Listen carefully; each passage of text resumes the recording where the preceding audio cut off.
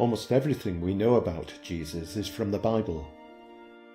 We can read detailed accounts of so much of what Jesus did and said in the 4 New Testament Gospels of Matthew, Mark, Luke, and John. These Gospels tell us a great deal about the events surrounding his conception and birth. They also provide a lot of detail about his ministry in Palestine and his trial, crucifixion, and resurrection, all of which occurred during the last 3 years of his life. However, they tell us very little about the years in between. There's a short account in the Gospel of Matthew which describes how the Holy Family travelled into Egypt shortly after the birth of Jesus to escape the slaughter of the innocents by King Herod, and returned to Nazareth after Herod had died, but it doesn't mention what happened between these 2 events. There is, however, an account of that journey which has been faithfully retained in the traditions of the Coptic Church. Egyptian Christians have kept alive the memory of places where the Holy Family are believed to have stopped during that journey, and have built churches on many of these sites. This Coptic Christian tradition helps us to fill in some of the details of what happened to Jesus in the period between the Holy Family's escape to Egypt and their return to Nazareth. The Gospel of Luke records another event that took place in these intervening years when Jesus was just 12 years old. It tells of how Jesus remained behind after celebrating Passover in Jerusalem, whilst his parents began their journey home unaware that he wasn't with them. And when they found him not, they turned back again to Jerusalem seeking him. And it came to pass that after 3 days they found him in the temple, sitting in the midst of the doctors, both hearing them and asking them questions. And all that heard him were astonished at his understanding and answers. And when they saw him, they were amazed. And his mother said unto him, Son, why hast thou thus dealt with us? Behold, thy father and I have sought thee sorrowing. And he said unto them, How is it that ye sought me? Wist ye not that I must be about my father's business? This paints a picture of a very assured and independent youth, who was already demonstrating an astonishing wisdom way beyond his years. It's therefore surprising that the only Gospel reference to the next 18 years of his life is one short sentence in the Gospel of Luke, which states, And Jesus increased in wisdom and stature, and in favor with God and man. It seems unlikely that this remarkable young man, who could hold the attention of elders in the Temple of Jerusalem for 3 days, didn't do or say anything worth recording over the next 18 years. Is it possible that there is in fact an account of this period of his life to be found outside of the Bible? After all, the sacred traditions passed down through the Coptic Christian Church record the journey taken by the Holy Family in Egypt. So could there be other non-biblical sources that can provide details of what happened to Jesus during these missing years?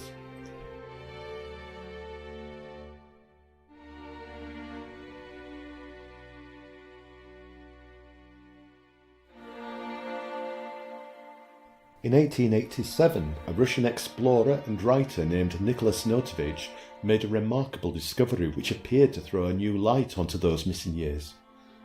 He was travelling through the Himalayas, and during the course of his journey he stayed at several monasteries, where he heard accounts of a great prophet called Issa, who had come to India from Palestine. One Buddhist monk described Issa as one who was greater than any one of all the Dalai Lamas, and who constituted part of the spirituality of our Lord. He told Notovich that Issa had travelled from Palestine and lived and preached in India for many years before returning to his homeland. There he was tortured and put to death, but his teaching had been embraced and spread worldwide by the descendants of those who killed him. Notovich was astonished by this revelation. It was clear from these statements that the monk was implying that this prophet Issa was actually Jesus. Could it really be true that Jesus had travelled to India? It certainly seemed possible, especially since Issa was the Arabic version of the Hebrew name Yeshua, from which we derive the name Jesus. Notovich then travelled into the Himalayas, where he visited Hemis Monastery, the largest Buddhist monastery in Ladakh. He arrived during a festival and witnessed a performance of music and dance. When this had ended, a chief lama invited Notovich to join him for some refreshments. They talked together, at first discussing the performance which they had just witnessed, but eventually Notovich brought up the subject of the Prophet Issa. The Lama confirmed that the story of Issa was true and revealed that there were over 80,000 ancient scrolls held in Lhasa Monastery, the residence of the Dalai Lama in Tibet. Many of these recorded the lives of Buddhist saints, including Issa. He explained that these were written in Pali, the sacred language of Buddhism, and that it was the custom that when a student monk visited Lhasa, he would make translated copies of one or more sacred scrolls, which he would then donate to his convent on his return. The monk claimed that the library at Hemis contained many of these copies, including several which described the life and acts of the Buddha Issa. He told Notovich that should he ever return to the monastery, he would find these scrolls and show them to him. That return visit happened much sooner than anyone expected. A few days after leaving the monastery to continue his journey, Notovich fell from his horse and broke his leg. He returned to Hemis, where the monks kindly allowed him to stay whilst he recovered from his injury. During the course of his convalescence, the Chief Lama brought 2 large bound volumes to him, yellowed by time, and he read out various verses which related to Issa. These verses were translated from Tibetan by Notovich's interpreter, revealing an extraordinary account of the life of Jesus as preserved in ancient Tibetan sacred scrolls.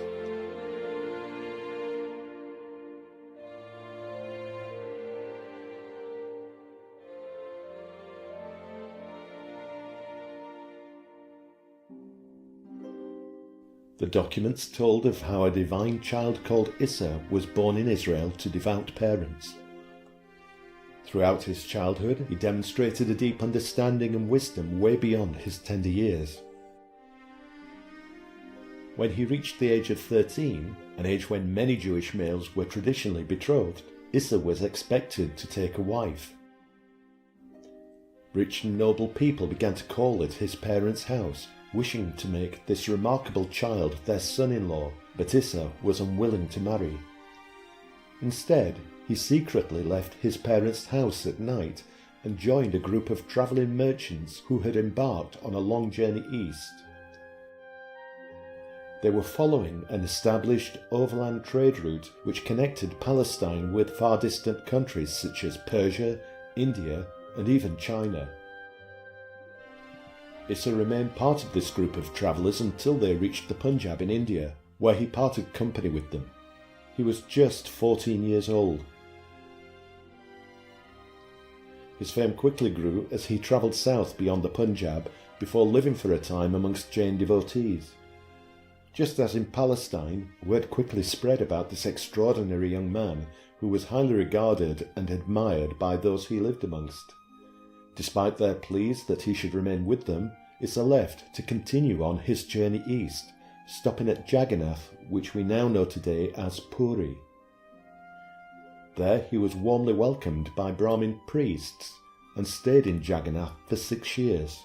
He studied the Hindu scriptures and travelled around the holy cities of the region, where he became loved by all. He happily mixed with the poor, instructing them and preaching that all children were dear to God, whilst rebuking the Brahmin priests for their worship of idols and their contempt for those born into the lowest castes of Indian society. The priests were so angered by this that they sent servants to find Issa and kill him. But hearing that his life was in danger, Issa escaped at night and began a long journey north. After reaching Tibet, he stayed with Buddhist monks, perfecting his knowledge of the sacred Pali language and studying and teaching the sacred texts. He remained there for another 6 years before leaving the Himalayas and beginning the long journey west, back to his homeland of Palestine. As he crossed Rajputana, he continued preaching about the need to do good to one's neighbour and to abandon the worship of idols. The local people took Issa and his teachings into their hearts, which once again led to a confrontation with the priests. The people began destroying their idols, having believed the teaching which Issa had given them. This caused panic amongst the priests, who fled in order to escape their vengeance. Issa's reputation grew and spread, even to neighbouring countries, and so when his journey west towards Palestine brought him into Persia, the Zoroastrian priests became alarmed and forbade their people to listen to him. But despite this warning, the people in all the villages welcomed Issa and listened devoutly to his sermons. Eventually, the priests gave orders for Issa to be arrested and brought him before their high priest for questioning. The high priest accused Issa of blasphemy and sowing doubt into the hearts of believers. But he in turn rebuked the high priest, saying that he should not worship the sun, which is just a part of God's creation. Instead, he should worship only the one true God, who created the sun and all that is about, above and below.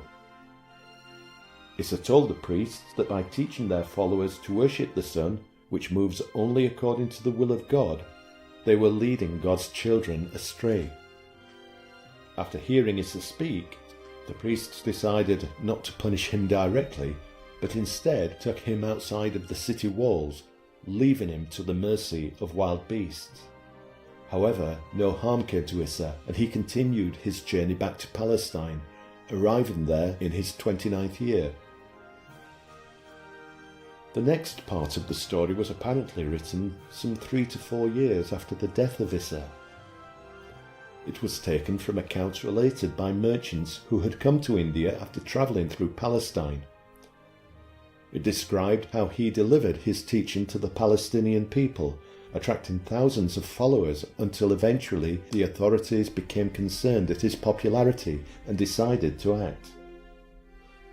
It told of the arrest, trial and crucifixion of Issa in similar terms to the Gospel accounts of Jesus, but with one key difference. Whilst the Bible states that it was the Jewish priesthood that was determined that he should be crucified, these manuscripts claimed that it was Pilate who wanted to put Jesus to death, and it was the priests who argued for his release. There were other departures from the Bible story, but it's not too surprising to find these differences in the Buddhist version of events. After all, news of Issa's death came to India through the accounts of merchants who had travelled from Palestine, where they'd heard stories of what had happened to Issa. The version of events these merchants heard and later retold may well have been tainted with a particular bias, especially since the story was being relayed by people of different creeds and cultures. However, in spite of these differences, it was very clear to Notovich that this prophet Issa, whose life was recorded in the Buddhist scrolls, was indeed Jesus Christ. Through these manuscripts, he'd made an extraordinary discovery of what had happened to Jesus during the Gospel's missing years.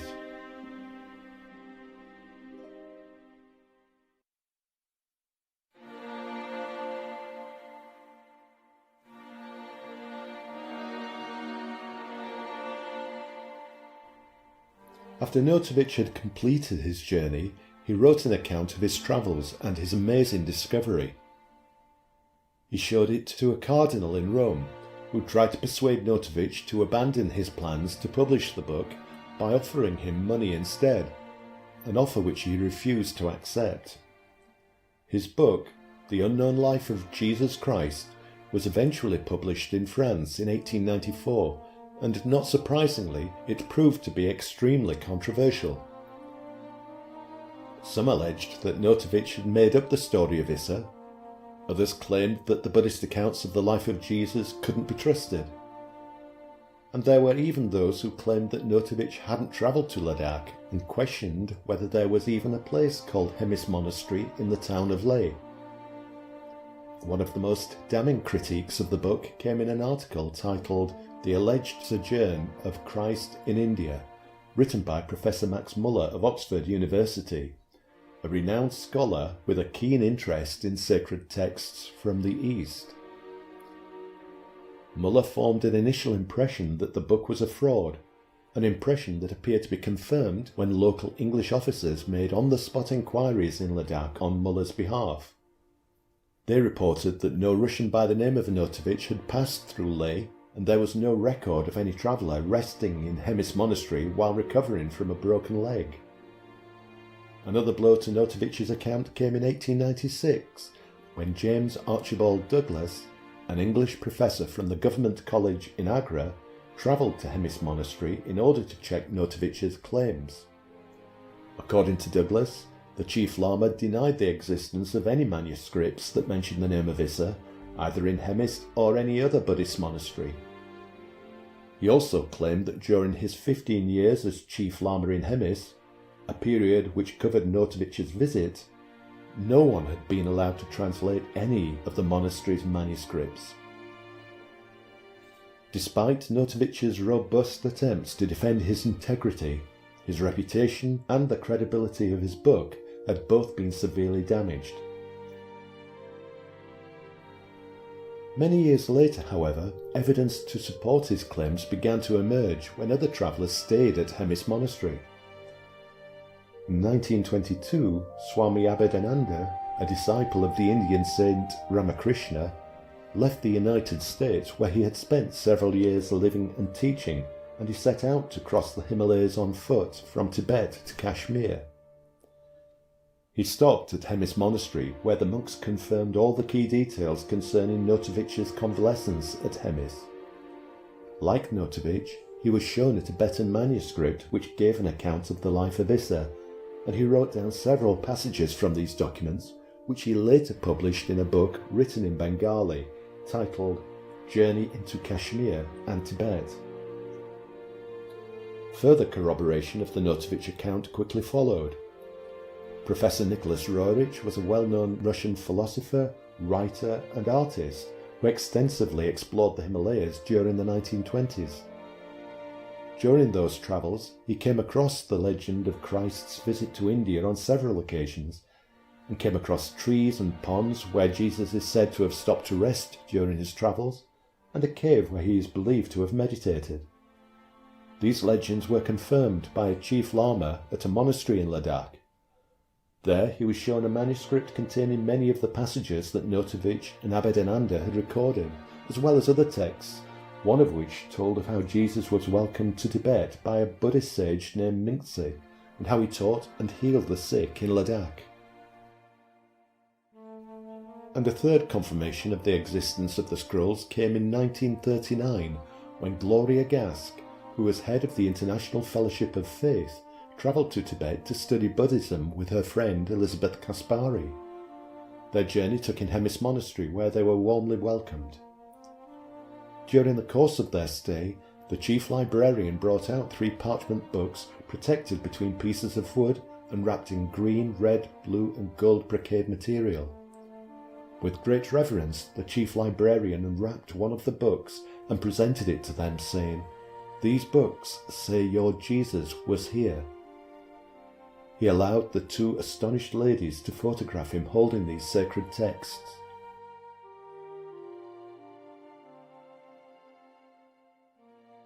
So is it true that there are Buddhist manuscripts that document the life of Issa, and if there are, is their story of Issa to be believed? As we've seen, the Gospels don't make any mention of what Jesus did between the ages of 12 and 29, but Christians have always been told that Jesus was a carpenter working in Palestine during those years. Clearly, the Buddhist story of Jesus' journey into the East completely overturns that 2,000-year-old Christian tradition. So is it really possible that, unlikely as it may seem, Jesus did indeed travel through Persia, India and Tibet? There are several reasons why we might choose to question this account. Can we be sure that the Buddhist manuscripts definitely exist? After all, as we've already seen, there have been occasions when the Chief Lama himself has denied their existence. If they do exist, can we trust that the Buddhist account of the story of Issa is true? And even if we accept it is true, can we be certain that Issa and Jesus are the same person?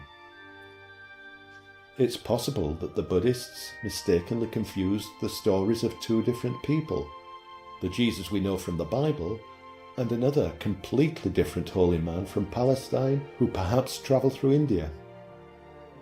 Then we have the journey itself. Would such a long journey across difficult terrain have even been feasible at the time of Jesus? And finally, would a devout son such as the 13-year-old Jesus really have left home to travel alone in strange lands for 16 years, leaving behind his devoted parents, family and friends? Let's examine these one by one. If Nicholas Notovich had chosen anyone to corroborate his story, he couldn't have asked for better witnesses than those who followed him to Hemis. Swami Abhedananda had spent many years living and travelling through India as a monk before coming to the West to teach the Vedanta Hindu philosophy. He was highly regarded as one of the most remarkable spiritual and cultural ambassadors of India to the outside world. Professor Nicholas Roerich was a renowned artist, writer, philosopher and mystic who was nominated 3 times for the Nobel Peace Prize in recognition of his efforts to promote international peace through art and culture. And Gloria Gask was the head of the British branch of the International Fellowship of Faith, an organisation formed to promote an alliance between spiritual seekers, whilst Elizabeth Kaspari founded Montessori schools and training centres throughout the United States. Now, we might not know a great deal about the character and integrity of Nicholas Notovich, but it's clear that those who confirmed his story had impeccable reputations. It's hard to imagine that any one of these people would have made fraudulent claims about seeing the sacred Buddhist manuscripts covering the story of Issa, let alone all of them. It's still intriguing, however, that these later visitors to Hemis should have been shown the Issa manuscripts when attempts by Muller and Douglas to verify their existence were met with firm denials. There are, however, reasons why the monks would have given very different responses. The journeys through India made by Swami Abhedananda, Nicholas Roerich, and Elizabeth Kaspari and Gloria Gasp all had a spiritual purpose. This is in stark contrast to the visits to Hemis by both Professor Douglas and the English officers who made enquiries on behalf of Max Muller. Their sole purpose was to question the monks to establish whether Notovich's claims were true. This direct approach wouldn't resonate well with Buddhist monks, who traditionally will test the motives of any questioner before revealing sacred truths, and the fact that these people were also English officials would have only added to their caution. After all, many of India's greatest treasures had been plundered during the years of British rule, with precious jewels, artworks and cultural artefacts finding their way into British museums, as well as personal collections of the rich and powerful. The monks must have been aware that the manuscripts shown to Notovich would be coveted by the British, and so it's perhaps no surprise that they would have flatly denied that they existed. So it seems we should accept that the manuscripts do exist, but what about the content? Is that necessarily true? The Buddhists who originally wrote these accounts could have based them on ancient myths or unproven local traditions. They could even have invented the whole story. But again, this is unlikely. The manuscripts held in Hemis were Tibetan language copies made from ancient scrolls stored in the principal Buddhist monastery in Lhasa. These originals were written in Pali, which is the sacred language of Buddhism. It's inconceivable that Buddhist monks would have recorded the story of Issa in that sacred language if there had been any doubt that it was an accurate account of the life of a deeply revered Buddhist saint. So we can be quite sure that the Buddhist monks believed their story of Issa's life to be true. So are Issa and Jesus one and the same person? The interactions between Issa and the various spiritual leaders that he meets is definitely consistent with the personality and beliefs of Jesus that we find in the Bible.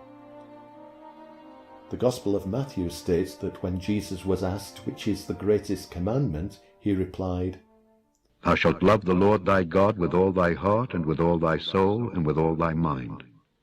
This is the first and great commandment. And the second is like unto it. Thou shalt love thy neighbor as thyself. The story of Issa shows his commitment to upholding these commandments and his courage in standing up to priests who violated them through their teachings and actions. This brought him into direct conflict with priests on 3 occasions during his journey. Jagannath, the Brahmin priests, tried to have him killed when he rebuked them for worshipping idols rather than the one true God and for their mistreatment of the poor. Priests in Rajputana also wanted to take vengeance against him when they found he was preaching about the need to do good to one's neighbour and encouraging the people to abandon their idols. And in Persia, when he was accused and brought before the Zoroastrian high priest, Issa had the courage to denounce their worship of the sun, accusing the priests of leading people away from God. All of these acts are entirely consistent with the actions of the biblical Jesus, who had the courage to openly condemn the Jewish chief priests and scribes for hypocrisy and for failing to practice what they preached. Like the priests who he'd met on his travels, they conspired to have him killed, this time culminating in the crucifixion. So the accounts of Issa and Jesus show them to be characters with the same spiritual principles, the same courage, and the same willingness to directly oppose any priesthood that was leading their followers astray. This makes it very likely that Issa and Jesus are indeed the same person. Is it realistic that he could have travelled such a huge distance to these far distant lands? Well, although the journey from Palestine to India and Tibet involved travelling several thousand miles, there was a well-trodden caravan route between these countries known as the Silk Route. Even in the time of King Solomon, merchants used this route to travel to and fro between Israel and the Far East, trading goods. It's quite plausible that Jesus could have joined a group of such merchants, and so it's certainly possible that he could have made this long-distance journey. And finally, is it conceivable that Jesus would have left home on his own at the tender age of 13 to travel with strangers to a far distant land? It's hard to imagine a 21st century child behaving in that way, but Jesus was living in very different times, and of course he was no ordinary child. We saw earlier that the Gospel of Luke tells us how at the age of 12 Jesus was astounding scholars in the temple. This account makes it clear that Jesus was very independently minded even at that young age, and very happy to sit and discuss spiritual matters for days without needing the presence of his parents. It's also clear from later passages in the Bible that Jesus was aware that his ministry in Palestine had to wait until the right time for the divine plan to unfold. The Gospel of Matthew states how Jesus spoke to the multitudes about John the Baptist, saying, "For this is he of whom it is written, Behold, I send my messenger before thy face, which shall prepare thy way before thee." Similarly, the Gospel of John gives an account of Jesus' first miracle at a wedding in Cana in Galilee, just before the start of his ministry. When his mother Mary told him that the hosts had run out of wine, Jesus initially responded saying, "Woman, what does this have to do with me? My hour has not yet come." But he then agreed to Mary's request by turning water into wine. Even as a 13-year-old child, Jesus must surely have been aware of the need to allow this divine plan to take its course, that he should keep a low profile until John the Baptist had prepared the way. Only then would it be time for Jesus to begin his ministry. From the Bible, we know that the 12-year-old Jesus had amazed all who had heard him speak with the teachers in the Temple of Jerusalem, and from the Buddhist account of his life, we hear how he had already gained the admiration of the local populace to such an extent that noble families were calling on his parents to arrange a marriage for him. There was surely a risk that his reputation may spread even more widely amongst the people that were waiting in expectation for the coming of their Messiah. By travelling far away, he was able to avoid the attention of those in Palestine until the appointed time, whilst immersing himself in other spiritual cultures in order to grow in wisdom and stature and in favour with God and man.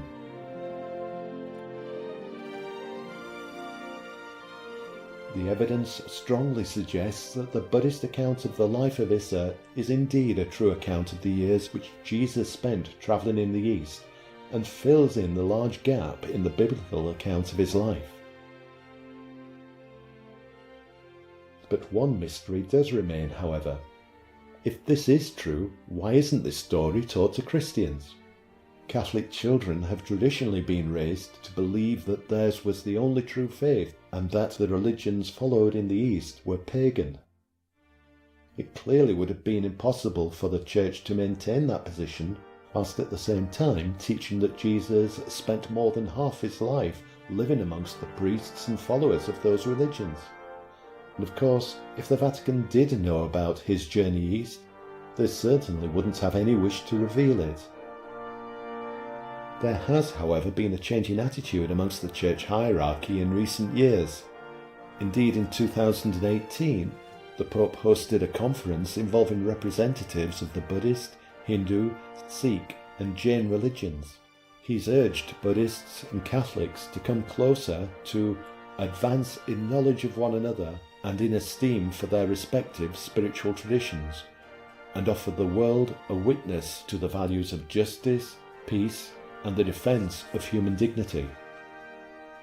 Who knows, perhaps the day will come when the Church itself will tell the story of how Jesus spent his time during those missing years from the Bible.